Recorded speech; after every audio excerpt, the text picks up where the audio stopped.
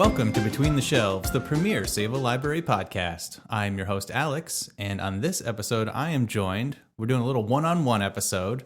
I'm joined by Marianne, the head of Teen Services. Welcome back. Hey, Alex, this is my first time doing a one-on-one. I know, we don't do these very often. Yeah, I'm a little nervous. I don't know if I'm going to be able to fill the time. No, we're gonna be great. We're gonna be great right. Because we have a great topic for this episode. Yes. We're talking about short stories. Thought this would be a fun topic to do in February, the shortest month of the year. Oh, that's the connection. That's actually really smart. I didn't get that. That's as much work as I put into the podcast. That's before impressive. I hit record. That was impressive.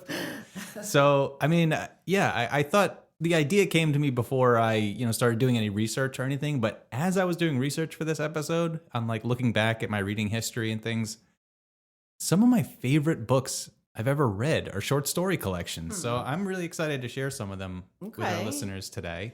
Yeah. And I hope you brought some good books too, I'm sure. I've got some good books, and I until you brought up this as a topic, I'd never really thought of actually doing this as a topic for a podcast, but I never was into short stories until the past couple of years when I've had to read some, and I was like, wow, there's actually some really good stuff out there. So I'm glad we're doing this. Yeah. Before we start talking about specific books, I thought we could talk about, short stories more broadly and what's so appealing about them. Mm-hmm. So I've broken it down into a few different reasons why I really like short stories as a separate form than a novel. Mm-hmm. And the biggest one, I think, is it's so honed. A novel is a journey. It's a marathon, right? There's many characters. You're going over long scopes of time, usually, maybe sometimes like over the course of an entire character's life. There's subplots and all this stuff, right? A short story is to the point, right? It's supposed to be read in one sitting, ideally. And for that reason, you have to cut all the fat. And I like that a lot. It's almost like poetry in a way, where it's like it's just this one singular idea that the author is trying to get out, and it just eliminates everything else. So it's funny that is one of the things that you love about a short story. Meanwhile, 2 of the 3 of my favorite short story collections that I've brought to discuss are collections that each story kind of intertwines with the other one. Yeah. And so that they're not so separate. I love that too. Mm-hmm. I'm the short story, like a singular short story, I like in, how trim it is and how to the point. It's very punchy, right? Mm-hmm. But I do really like when an author will tie short stories together in a collection where it's not just like a random assortment of ideas. There's like a theme that ties them all together, or sometimes like a plot that ties them all together. That's really cool too. Yeah. You don't see that very often, but when it is pulled off well, it works really well. Yes, and I think the 2 that I brought do it. Awesome. Like top.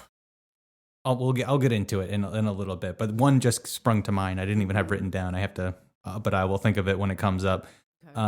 Another thing that I really like about short stories is, I kind of alluded to this, it goes hand in hand with the honing part of it and cutting out the fat. They're very punchy. Mm-hmm. An effective short story feels like a gut punch. Like it's so, I keep using the word honed, but it's so focused on one specific feeling or idea that it hits so hard on that exact feeling. And if that's like something that works, like jives with you, it hits really, really hard. Yeah. And if it doesn't, you spent 10 minutes on a story, you move on to the next one. Yeah. And if a short story is done really well and it does give you that like punch, then it's kind of like, wow, I didn't know something so short that I could connect to it. Yeah. So easily. It's such it's such a disciplined way of writing. Yeah. It's like there's that famous quote by Mark Twain. I didn't have time to write you a letter, so I wrote you a novel, or something along the lines of that, where the idea is like, it's so hard to fine tune and re-edit and to do that to hone exactly to get it down to like its essence. It's hard to do because a lot of people don't feel, they get so attached to like all these ideas, and that's how like these novels grow. It's like, I like that character, I don't want to cut him, and like all this stuff where like it kind of gets away. It muffles the essence, of the story. Right. So I really like that about short stories. That a good one is very punchy. It's like the author is like, this is the feeling I want to convey, and the story is going to serve that exact feeling, and it's going to hit hard. Yeah. And then like the last thing is, with short stories, because it's less of a commitment for the writer, it gives them more freedom to experiment. So some of my favorite short stories are unconventional for the writer, or it gives the writer like opportunity to experiment and try maybe a new writing style or a new genre, or like some of the more experimental ones, like just completely mess with the whole idea of storytelling. Yeah. And I'll have some more examples of that as we start talking about the books, but it's fun. It seems like you're getting a peek at like the writer's sketchbook almost, like if they were an artist, and being like, oh, that's interesting that they right. Like here's little clips. Here's little clips of what I could do. And and I like the experimental nature of it. Yes, I like that an author that you might be following always writes, a certain type of fiction, but now all of a sudden you got a short story and maybe they've got, a little speculative in there, and, tiny bit of sci-fi they could throw in. Yeah. Because it's like, an author, every person, not just authors, like we have so many influences in our lives. And, the thing that the author got famous for might not be totally encompassing of their whole character. Right. So, if they come out with a short story collection, you'd be like, oh, this person was interested in like whatever, like melodrama or, all this kind of stuff. Or, maybe they'll have like a random sci-fi story or dystopian story or something. You're like, oh, that's cool. I didn't think. Right. Or then on the other hand, too, if you have like a short story collection, like a Stephen King book, right? And then, but maybe you don't want to read one of his 1,000-page books, but you want to read some horror, like classic author. You could pick up one of he's got so many short story collections where you could still get like little bites, tastes of what he could do. Yeah. And Stephen King's a great example because, he just seems, I don't know him personally, but he seems like the type of person who has like 100 ideas a day. God, yeah. And because he comes out with like how many novels every year. Seriously, yeah. So a short story collection is just like a way for him to just like get that idea out of his head, and like maybe like only 1% of his ideas like actually get written out. But it's interesting because like maybe he didn't want to commit a year of his life to writing this story, but he can get the idea out in 10 pages or something. And then so many of his short stories have blown up into movies because they can be, because you can take that. I think 3 Stephen King short stories were adapted to films last year. Oh my God. That's crazy. The Life of Chuck, The Long Walk, and there was another one. I can't remember it off the top of my head, but yeah, that's like that's like the other thing I like about short stories is, even though it's so many pages long, like there's so much subtext because it's so well written. If it's really well written, yes. You can easily expand a short story into a full length movie adaptation or something because it's so rich. Yeah. They're just so dense, whereas like a novel is just like, it can, you can spend pages just describing the scenery of a scene, and it's like, and it's too much. Whereas you just got to keep it to the point in your short story, or you're going to lose the reader right away. Yeah. So I don't know. I love short stories, and I'm like you were. I don't know if you were recording or if this is before we started recording, but you said they're not very popular, and they are a hard sell. They're a hard sell, and I don't know why. Because especially with today's like a short attention spans and limited time, you'd think short stories would be having like a renaissance. Right yeah, it is. Being in the teen department, we don't have a lot of short story collections. We have some, because sometimes the school wants the kids to read a short story collection, but they're a hard sell for teens. Like if you were to, if they're asking for like a reader's advisory question, they're asking for recommendations. If I was to pull out 2 books and one was a short story, they're just turned off immediately. I don't really understand why.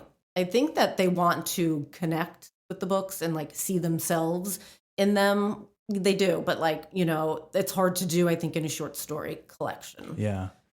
For a kid. Do they have many, like, do they even exist? Many sure. short story collections that are for teens? Yeah, they've got like horror collections. They've got, but by like popular authors, that John Green is in like several not horror, but like several short story collections. They have like, romance ones. They've got a whole series of like just guy reads, books that like boys want to read. And it's like a bunch of short stories by like popular authors and stuff. But yeah, they don't circ that well, so it is kind of a bummer. And I feel like if you're not getting that when you're a kid, and then as you're aging up and stuff, short story is not your go-to. Yeah. I see this in the adult. I know the adult collection has them, but short story collections from multiple authors, not just around one author. Yeah. And I feel like that's such a good way for branching out your reading, because so many people I talk to when I do Reader's Advisor are like, what's the next XYZ author? And I'm like, and they're like, I'm running out of these books. I'm like, and they're like, do you have any recommendations? I'm like, I want to just say, like, get a short story collection. There's 50 authors in that book. Maybe one of them might hit you. Yeah. Like, and then you'll discover a whole new author that you might like, and you can go through their whole bibliography. So, yeah, that's another great thing with the short story collections is you get a little sneak peek at like all of these authors and you get a little taste for what their style is. And if you click with one, like, boom, you just found, you might find your next favorite author that way. Yep. All right. I think we've covered the broad. I think so. So, speaking of those collections of authors' short stories, watch this expert transition I'm about to do. I'm looking at that book upside down. I can't wait to see what I brought in a book today, so listeners, you can't see this, but you might hear it.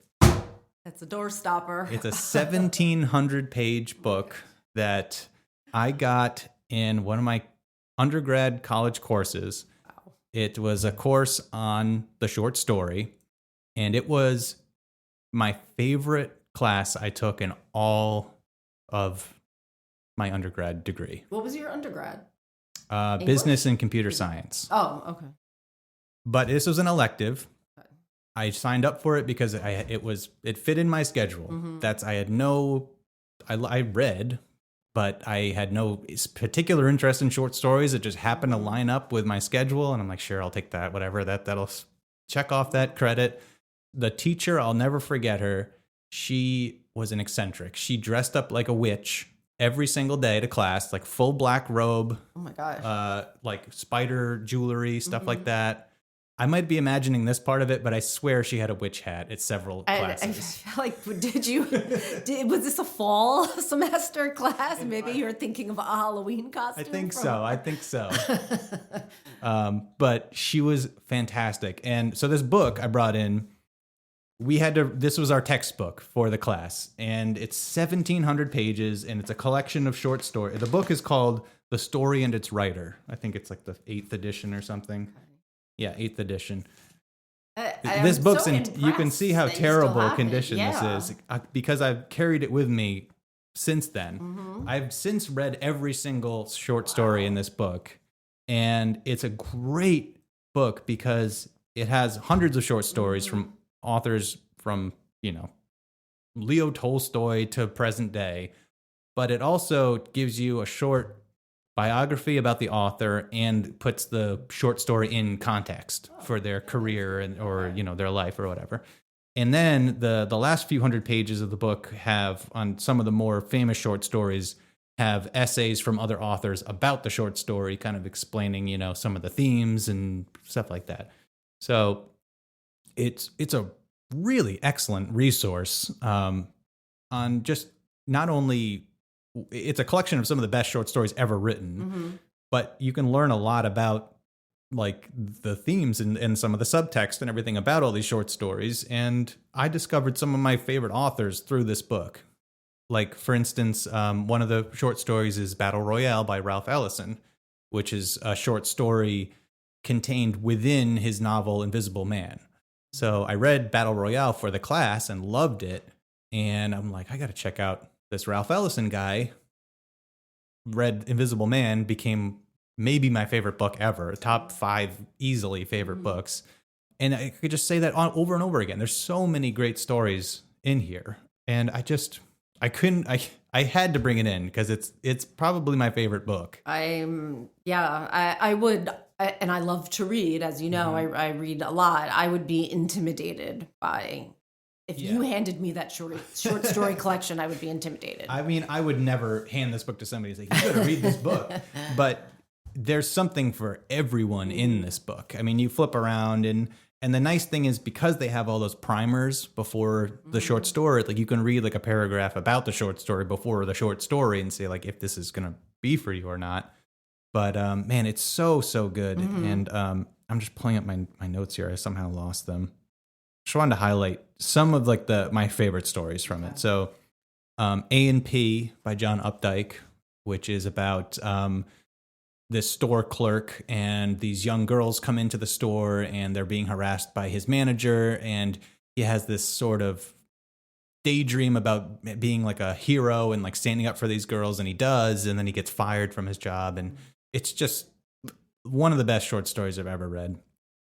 Margaret Atwood's Happy Endings, which is like a very experimental fiction, which you wouldn't really expect from Margaret Atwood, but it's very experimental. It's almost like a choose your own adventure story where it says like, this is the story of, I forget the main characters' names. And then it's just sort of like, it's literally like a choose your own adventure. Like it says like, choose one. And it gives like their entire life story in like 2 paragraphs. Or it's like in choose 2. And it's like a different route of how their lives could have played out. And then it does that a few times. So it's like a really cool experimenting with like the form of a story. Lone Ranger and Tonto First Fight in Heaven by Sherman Alexie. That's another very famous one. Sherman Alexie. I know Sherman Alexie. What is it? Confessions Absolute something of a part-time Indian. It's on like the most like banned books list and everything, which is also great. But this short story is excellent. So if you like him, you should check that out. The Story of an Hour by Kate Chopin and The Yellow Wallpaper by Charlotte Perkins Gilman. That's probably one of the most famous short stories ever. Those are both really interesting because for different reasons, but they're both like early feminist writings, and they both have very similar themes where it's about like being trapped in a marriage or something, and just the pressures of that, and like it's a very like internal, like in the protagonist's mind, like about they're one, I don't want to spoil anything, but they're both like excellent 5-star short stories. I already mentioned the Battle Royale and Hills Like White Elephants, Ernest Hemingway's. It's one of the most famous or taught short stories because it kind of epitomizes his whole theory of writing. Like if you're interested in Ernest Hemingway and you want to get into him, a lot of times they'll point to this short story as like a primer for the way he writes, because it doesn't seem on the surface like anything happens in the story. It's all subtext, or most of it is subtext. And that's sort of like his whole theory on writing is like, I think they call it the iceberg theory or something, where I think he said like 7/8 of any story, the meaning should be under the surface. And that's exactly what this story is about. It's literally the whole plot. If I had said it, it would just be 2 people sharing drinks waiting for a train to come. But, what they're talking about, if you read into it, it's like it's much darker and more rich than that. So that's a fantastic one. So, yeah, I mean, I could spend the entire rest of the episode going through all my favorite short stories, but I just wanted to highlight this one in particular, the story and its writer. I think the editor's name is Anne Charters, I believe. So that one is from your undergraduate years, but it's that there's authors, like current authors like Sherman Alexie, and then you have like, authors that are much, much older. Oh, yeah. I mean, there's Zadie Smith's is in here. Like there's authors that are still working today. So when they update each edition, are they putting new stuff in it or what? I would imagine so. This was the 8th edition. So let me look at the title page. I'm sure this came out in like 2012 or something. 2011. I was close. Still in college in 2011? I mean, it might have been an older book. No, I was, yeah. I was. All right. I guess I'm just too old. Must have been my senior year in college. Yeah, man, it's so good. I'm not saying go out there and find this book, but I'm just using this as an example. Like Right. there are hundreds of books out there that are collections of like the quote unquote greatest short stories of all time. Mm-hmm. And it's a great way of discovering new authors, I think. Yeah. So I took a different approach when going through my short stories. And I picked like authors that wrote several stories in one, as opposed to like a collection like you did. So what's your first? All right. So my favorite one is called The History of Sound, and this is from 2024. And it is a short story collection by Ben Shattuck. I said that correctly. And it is a collection of stories. These are all like intertwined ones, and they're set in New England over it might be like over like 300 years. And it's about like history and family and heartache. And it reminds me, this book, and I might have mentioned it to you in the past because it's reminiscent of Northwoods, which was one of your favorite I was books. just going to say, you recommended this to me after I said that my favorite book was Northwoods. So, yeah. And I read this. And you did read it? Yeah, The History it's of great. Sound. It's excellent. Yeah. So one of the things that I look for when I'm reading a short story collection, for me to like it, is for all the stories to be at like the same level, where these are all really good stories. The characters are all really developed. Like it's, I've read many short story collections where it's like hit or miss, like, oh, I like one or two of the stories, but the other ones, I just didn't connect with them. Whereas in like this one, I connected with all of them. I thought that the characters were all really well developed. Each story was better than the one before it. They were all intertwined, except for like maybe like two of them weren't intertwined, and they were like really brilliantly done. Like one of the stories was about the one linking two stories was just like a painting that happened to be in both of the stories. This short story collection had the very first story, which is the self-titled The History of Sound. So it's about these two men, right, that are just out of their teens, and they're two men, of course, right here, because Marianne loves her male queer stories. So these two men meet, and they spend this whole summer together collecting folk songs and all about like stories about people's lives. And we know that it's about like these phonograph cylinders, and they're containing all these old recordings of the sounds that like these guys captured that magical summer. And that's the very first story, and it's like their little love story, these sounds, and then there's like 11 stories to go, and then the very last story, called Origin Stories. It's set decades, maybe even a century later, and they're back in this house, and this woman finds these cylinders that have all the recordings of the sounds. And so like I loved the idea of bookending the book with these two stories and getting more closure to that first story. That was my favorite connection. There was another one about like another pairing. It talks about this photograph of a great auk, which I think is a bird, and was long thought to be extinct, but now people are starting to see it. And a photographer who's now deceased has like a picture of it is taken. And then another story is all about the day that like he takes that picture. There's a story about a cult in it, and like these, I think they're sisters that run away to this cult, and they marry these like older men, and their families one day want to come and look for them. Everyone was so well developed, all the characters in all the stories. Everything like resurfaced, a lot of details resurfaced later. It was a very like evocative reading. I loved that it spanned across centuries, and each story was very emotional. And I thought that like, you get like reading them, you get like the visceral reactions. The setting was like another character, which was very reminiscent, I think, of Northwoods. And it was, if you're it all takes place in like I think New Hampshire or like New England area. I don't know, I just thought it was such a great collection. And like I said, each story better than the one before, where I was like, wow, this is what a short story collection should be. Like every story is good. Every short story is impactful. You don't feel like it's a short story because you feel in that like one short story, you have like your beginning, your middle, your end. Whereas I've read many other collections where, I'm like, I don't even, what happens like this, it was so short. I'm like, I don't, what am I supposed to get from this? Whereas this one, I close the book and, you feel satisfied. Yeah. This was a 5-star read for me too. I love this book, and I think it works really well because each chapter, each story works as a standalone story.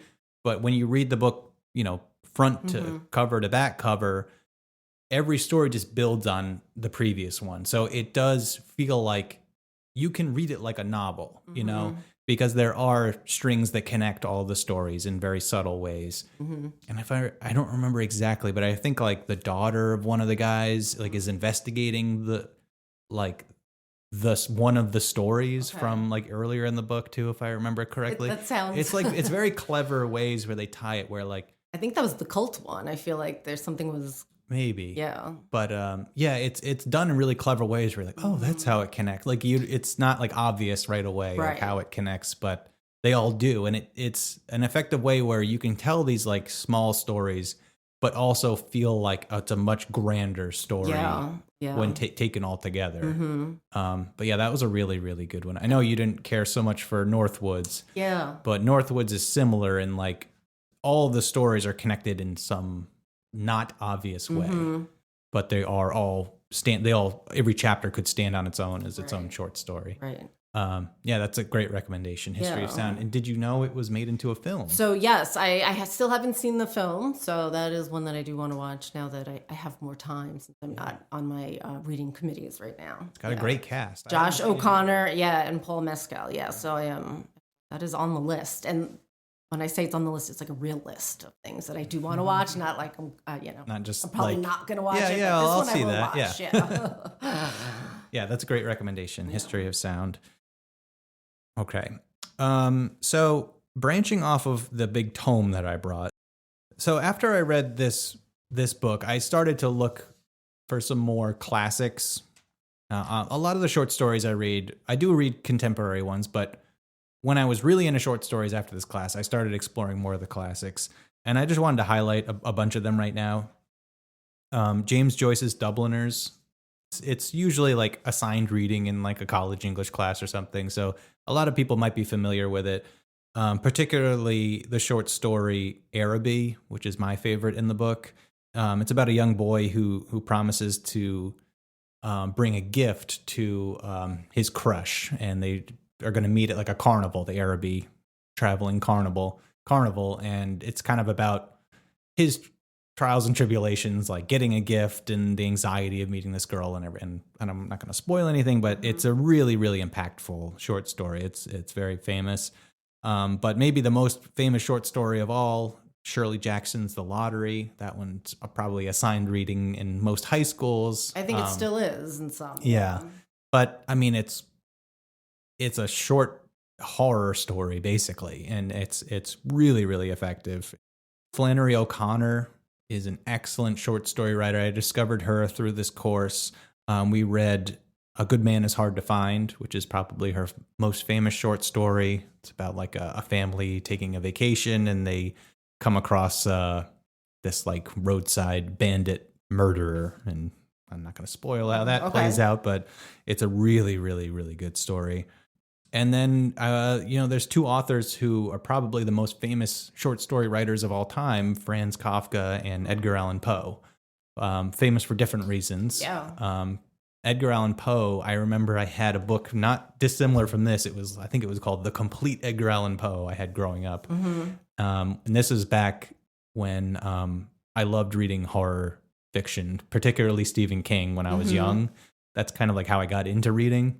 Same. And Edgar Allan Poe, like everyone had heard the name, but I'd never, read any of his stuff. And then I think I was on vacation And we went to like a used bookstore or something, and I saw like the complete Edgar Allan Poe, and I was like, yeah, I'll give it a shot. It had a cool cover, and I just became obsessed with it. It's so, I mean, he's there's a reason he's the king. Father. He's the father, yeah. I mean, like The Raven, Cask of Amontillado, it goes on and on and on. Telltale Heart. Telltale, yeah. And funny, the Cask of Amontillado, part of my assignment for this class, for the short stories class, was we had to write our own short story, and I basically ripped that off. Oh, that's so funny. I wrote my own version of it. You were inspired. I was inspired, yeah. But, not a ripoff.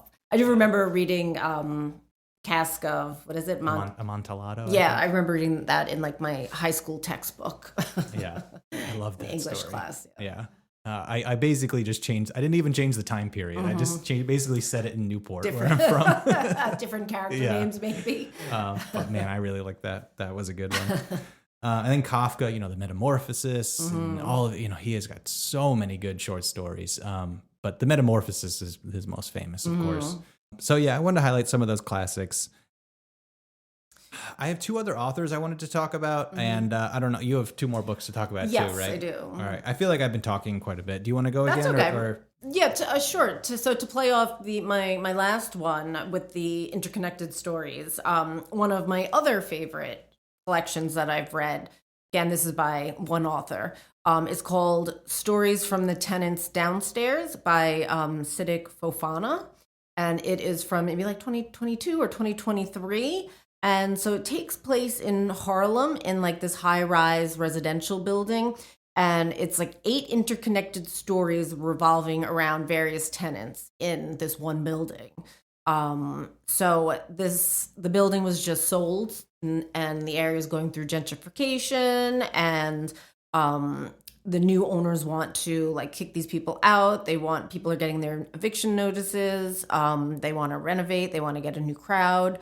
But the existing tenants in there right now, they're all struggling to keep up with everything. They don't have anywhere to go to relocate.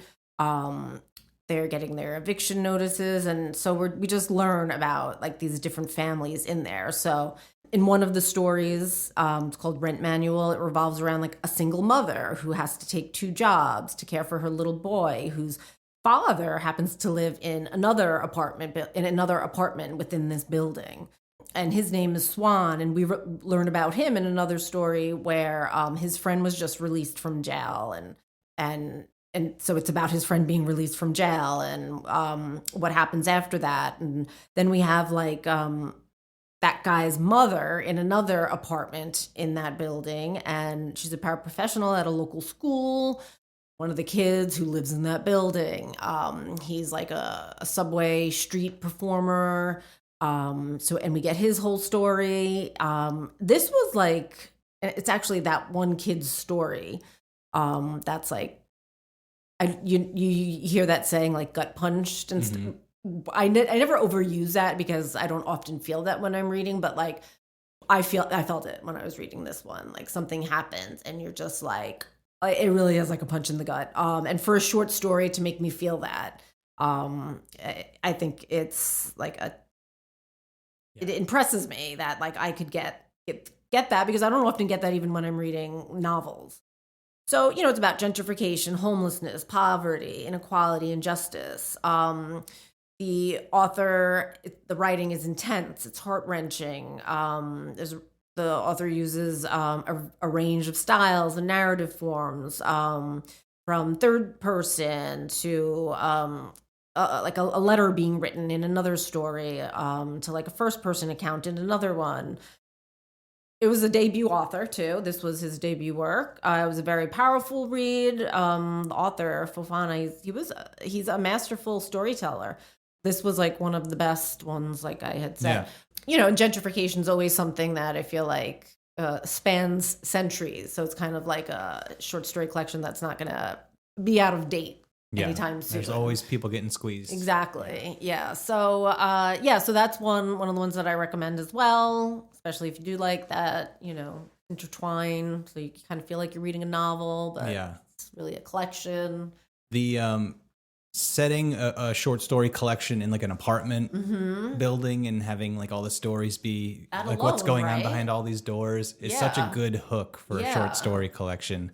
And the cover was great too, because the cover is like of the building. I'll show you, even though you can't really see it, but it's the building with like all the windows, and it's just, I don't know, it's so enticing. It's like I'm getting the stories from like the windows. Yeah, it's very like voyeuristic too, like you're looking in the windows of all these, which works that's a good perfectly for short stories. Yeah, it's a shame that short stories are not as popular as they should be, because I feel like a lot of authors whose strength lies in writing short stories, they have to kind of trick readers to reading their work. Like they have to be like, I mean, I write short stories, but like they're all like connected, or like, they have to have some kind of gimmick to get you to read it, which is a shame. Like I think if somebody told you that, like you met somebody and like, oh yeah, I write short stories, it's not that impressive, right? As opposed to like, oh, I finished a 900-page novel, but it's like, no, to do it really well, like are you selling that immediately? Like that first page in that story, like, am I like, oh my, I got to keep reading this? Yeah.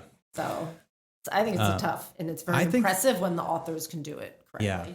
Yeah. It's almost like saying like I write like fan fiction. You're like, oh nice, like a little pat on the head. Similar. Like, oh, you write your little stories. Right, exactly. Like, cute little stories. All right. So the next author I want to talk about is one of my favorite authors of all time. He's my favorite short story writer, George Saunders, who is still working today. As a matter of fact, he just had a book come out this month. A short story collection? No, actually, it's a novel. Mm-hmm. I don't think I've ever read anything by him. So he's more famous. I mean, he's won awards for short stories. So he won the National Book Award for 10th of December, which came out 10, 15 years ago, somewhere around there. But in it, he's had written novels. He wrote Lincoln in the Bardo a few years ago. That one was very famous. And then Vigil just came out this month, which is very similar in style to Lincoln in the Bardo. Okay. So if you like Lincoln in the Bardo, check out Vigil. It's really good. I'm about halfway through it. His novels are great, but his short stories are out of this world good. He's written 5 short story books: Civil War Land in Bad Decline, Pastoralia, In Persuasion Nation, 10th of December, which I've already mentioned, and Liberation Day, which came out a year or two ago. Is it all historical? Nope, they're all... Oh, okay, They're all either contemporary or like sci-fi almost. Okay. Or at least like in the near future, with like some very slight sci-fi elements to them. Like they're like light sci-fi. But isn't Lincoln in the Bargo at least part historical? That's historical, right? Yeah. Oh, okay, but none of his other ones. That's the only one I'm familiar with. They're usually contemporary. Yeah. Okay. In any case, something about his dark sense of humor just completely lines up with my sensibilities. I mean, it's like he's writing for me. Yeah. I think I don't think that means like he's only for me. I think he's just such a good writer that anybody who reads him will feel that way. Some of his stories can be a bit dark, so if you don't like that, it might not all be for you, but he does have tinges of humor in a lot of his stories too, so it's not like you're not going to be depressed reading his books. There's so much humility and just he writes like so empathetically too. Like his characters are the depth of his characters are unbelievable for short stories. It's like a magic trick every time you're reading his stories. His collections, they don't come out very often. It's usually like 5 or 6 year gaps in between. And that's because he's also a professor. He teaches English. So, he has a full-time job aside from writing short stories, but his books are usually centered around like a central theme. The stories aren't interconnected, but the books are always reflective of the world at that time. And a lot of it has to do with like the dehumanization that we are living in like our corporate world right now. And, unfortunately that hasn't changed much in the 25 years he's been writing. It's just gotten worse, really. So his stories generally kind of deal with that kind of theme. So like the first one is about like economic despair. So the characters are either caught up in some kind of system that they can't work out of, or they're working in some kind of evil corporation or something, like tied in with that. And then Pastoralia is a little bit of a break from that. The stories kind of deal with almost like repressed feelings that people have like living in these kind of systems. And then In Persuasion Nation has to deal more with like mass media and advertisements and like how that's affecting all of our psyches. And from that book, In Persuasion Nation, which might be my 10th of December is my favorite, but that one, it has a lot of really good short stories in it.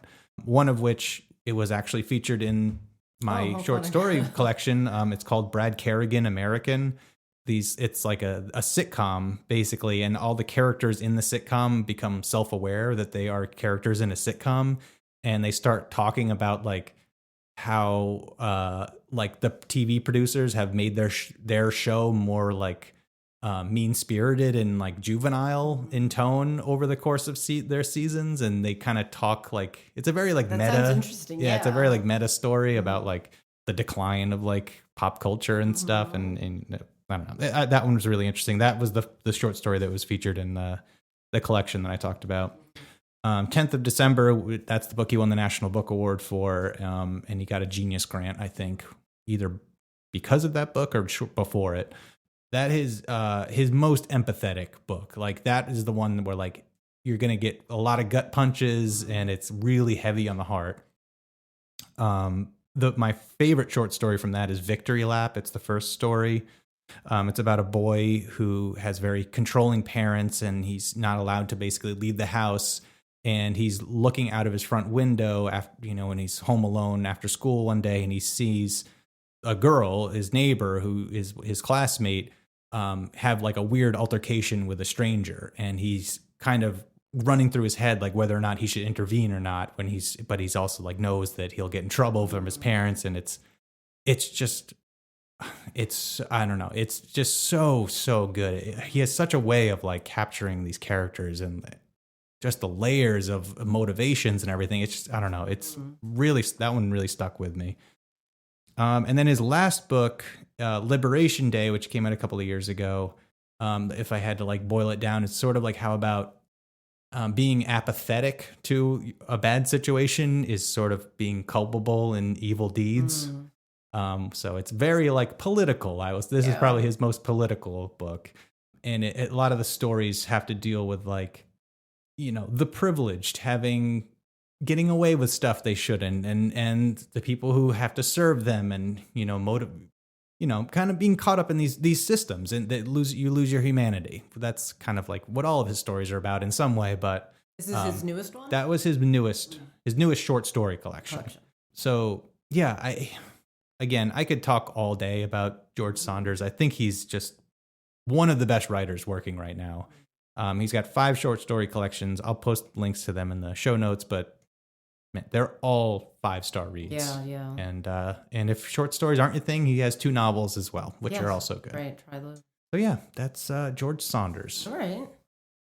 I have one more collection that I read this past year. It's a 2025 book, and it's called Where Are You Really From by Elaine Chou.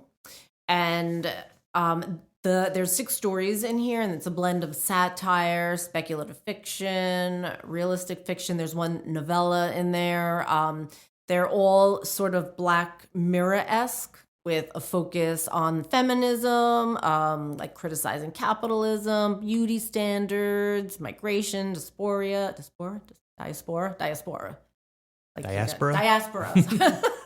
Excuse me. And it starts, this is one of those books where like all of the stories are like really like from the first page, you're drawn in. One of the first stories, if it's not the first, I don't remember if it's the first or the second. It's I think it's called Mail Order Bride, and it's about a literal like a mail order bride. So an aging widower man is on his own, and he's got a daughter who lives somewhere else in the country, and he's very lonely, and so you can now buy mail order brides on the computer, and they ship them literally in like the postal service in a cardboard box, And so he gets this Taiwanese bride, and they get married, and they don't understand each other because she doesn't speak English and he doesn't speak Taiwanese. So they are not very happy together, but he wants to make her happy. And so this one, it just like kind of criticizes like, capitalistic logic behind like schemes, but like humanizing these people. And it makes you like think like, are we like, I don't know, are we that far off from some of this stuff, like the buying of women and like the ownership, and it just makes you like really think about what is really behind this. She becomes independent of him, and she's young and she doesn't want to be with him. So she starts going to school and college, and she makes her own friends, and, he has to decide what's best for her. It was a really good story. It like really just makes you think. There were some other stories where it's one called Carrot Legs, and it's about a young girl who stays with her cousin in, I don't remember in Asia somewhere. I don't remember which country, but she stays with her cousin. Her cousin is so beautiful, but she's just like very averaged. And so it's about like, cultural norms and beauty standards. There was, let's see, another one called You Put a Rabbit on Me. And it's, I don't know, it's like kind of, it's just a weird story. But it was very readable, and it's about this woman who, she's American, I believe, and she moves to Paris to find herself, but she actually literally does find herself as like a doppelganger, and they become roommates, and they're exactly alike, but the other woman is French, but she also has the same name, so they're both named Elaine. It's a very creative story, and so you just kind of find out like what happens between them. They become good friends, and then they kind of become enemies. But all the stories in there, again, they were all very strong. They all had they all had closure. They all had legitimate endings where, you felt complete after reading it. The characters were well developed, in a lot of engaging scenes. There were a lot of dynamic premises, clever writing. Each story was entertaining immediately. And, it was different. It was a little different than the other collections that I favorite. But yeah, this was a good collection. So if you like speculative, if you like satire, but, you want to read like something a little bit different than what you normally read, like this is a good entry into some of those other genres. And they really are short. Like these were literally really short stories compared to the other ones that I the way you're describing them, I thought it was the opposite. I mean, it sounds like they're longer stories. But they're like so well developed. Yeah. The only one of them, it's called The Dollhouse, and it's a novella. So that one was kind of long. But the rest, we didn't even really touch on that. How a lot of these short story collections will have novellas in them, shoved in there. Yeah. That sounds really good. Yeah. It sounds like the author is very creative and goes in a lot of different directions, which is cool. Yeah, definitely. It's kind of like that sketchbook idea. That you were talking about in the beginning. Yeah. So I just have a couple more quick recommendations just to end on like a lighter note, because I know a lot of my recommendations are a little bit on the darker side. Mm-hmm. So these are more of like contemporary recommendations for you. So these are some authors who are still in the game. They have books all released within the last 2 or 3 years. And generally speaking, they are, well, with the exception of one, funnier, or at least satire, or, a little bit lighter. So the first one I'll mention, this one isn't really funny, but I think it kind of it reminded me a lot of the book, Where Are You Really From, that you just mentioned. It's called Gods of Want by Ming Chang. I mentioned this book on a previous episode, as I highlighted it as one of the things I was into. It's a short story collection where all the short stories are linked in some way, and they all mostly follow around one character it's semi-autobiographical.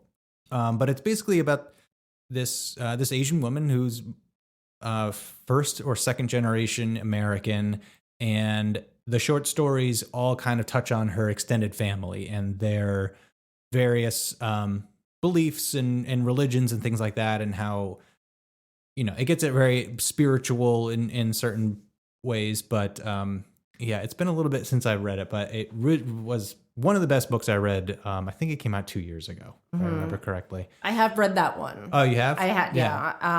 And I don't recall it because it was a couple of years ago, but reading like a quick summary of it, yes, it actually does sound, it's similar in nature to the one I just suggested. I remember some of the stories were funny. Like I remember there was one about like her aunts were always like obsessed about her looks and everything, and the premise of the book is like she's visited by like ghosts, sort of, and the ghosts are like of her relatives. And I remember like one story was like her ghosts of her aunts were like just nagging her about her looks and everything, and how she's like never going to find a man or something, and like all this stuff. And I remember that one being pretty funny. But yeah, they range in tone, and they get very playful some of the time. So that's a really good one. K. Ming Chang, Gods of Want. The next two ones I wanted to mention are much more either straight comedy or satire. Tony, and I'm going to butcher this last name. I did last time I mentioned him. Tony Tulathamute. I don't know. The book is called Rejection. I think it came out last year. It's a short story collection, and it's all the short stories share a theme of rejection. So it's about a character who's rejected in some way and how they deal with that, whether it's a romantic relationship rejection or, all the different ways you can be rejected. So some of them are just straight comedy, but some of them, some are satire, but they're all very, very modern. Like they have to deal with like our anxieties in the modern era. A lot of them are like told entirely through social media posts and stuff like that, or chat messages or blogs. So it's like very like multimedia kind of feel. It was in my top 10 books of last year. Some of the stories can get pretty raunchy, so I will put a little asterisk. If you're not into that, maybe skip this one. Right. They can get a pretty, what's the word? I guess raunchy is the right word. I think raunchy is a pretty good one, yeah. And then the last one I wanted to mention is an author, Simon Rich. So Simon Rich I think he was a writer in SNL and then kind of broke off to do his own thing. And all of his short stories are very, very funny. And they definitely have like an SNL sort of structure to them. Like they seemed like skits that were either too heady or too long to work as SNL skits. But they're all very, very funny. He has a very interesting sense of humor. I think he must be around my age because a lot of the references he makes, like he has a whole short story about like Mario, the video game character, getting old, and like he has bad knees, but he like still has to go on these adventures, and he has like back pain. It's just like it's very fun. Like he hits on like a lot of millennial, I guess, humor. He's got a lot of short story collections. Yeah, he has a lot of collections. The two I've read are Glory Days, which is his most recent, and Spoiled Brats. Both of them are great. Like they're laugh out loud funny. I definitely recommend them. I'll have to check him out. Yeah. And they're short too. Like not only are the short stories short, but the books themselves are short. So he pumps them out. So yeah, I'm definitely going to be picking up whatever he puts out going forward. He's got other ones called New Teeth. Yeah. Then another one called The Last Girlfriend on Earth and Other Love Stories. He's got another one called Hits and Misses. I mean, he's got a lot. Ant Farm and Other Desperate Situations. They sound good. I like the titles of all of his books. He's very, very funny. Yeah. He's very funny. Okay. So if you're looking for something that's, maybe you just finished a very dark book and you want like a change of pace. Lighter, a couple of short, fun stories just get you change, palate cleanser. I have other books I want to talk about, but they dip back into the dark, heady literary stuff. I love all the dark stuff, so maybe I'll share them with you after we finish. See what you have, yeah. But yeah, that. I basically covered everything I wanted to talk about. Yeah. Do you have any closing thoughts on short stories? I mean, aside from if you've never read a short story collection, I mean, just give it a try. Just pick up something, try with something that we recommended today, and, just read a couple in the beginning. Yeah. Just start reading, and you might find something new that you like. Like I said, I think I said in the beginning, I never used to read short story collections. until like 4-ish years ago. And I discovered, wow, this is really satisfying to read a short story collection. So I don't know. I think they were a little intimidating to me for it's like, I don't know why, but I was intimidated by them. And now I'm not. Yeah. I mean, they give you so much flexibility too. Yeah. Because like nowadays, it seems like the authors are like tying them all together to make like a bigger piece. If you want to go more like the classic route, just get a collection of like the 50 best short stories. Seriously, or like those like an Edgar Allan Poe, like you said, like a collection of his stories. Yeah. And then if you're going like the classic route, like where I got started, there's so much literary reviews out there or analysis of these stories. So if you read a story and you're like, what was that about? Right. Which I definitely did for a lot of these stories, which is why I love this book. Like there's so much out there written about like Ernest Hemingway stories or, David Foster Wallace is another short story. I like his short stories. There's so much written about them. So if you like read it and you're like, I don't really get it, but I want to get into this, like that's a good way, going through the classics route. Yeah, I agree. But I hope you pick up something from all the great books that we listed here today. Yeah. Or Stephen King. Or Stephen King, if you like horror. Yeah. I mean, he's got so many short story collections. Yeah. It's a lot of good stuff. All right. I think we did it. Listeners, I just wanted to put a PSA out there again. So all of our episodes are now available on the Sable Library YouTube account. So if you, for whatever reason, I don't understand why, but I know a lot of people listen to podcasts on YouTube, so it's out there. Yeah, okay. You're not going to see our beautiful faces, but that's good. that's another option. So they're all, as of this recording, out there on YouTube, and please like and subscribe so we can keep this going. And that's all I got. That's great. Thanks, Marianne. Thanks you for coming. Thank you. And listeners, we'll check you next time between the shelves.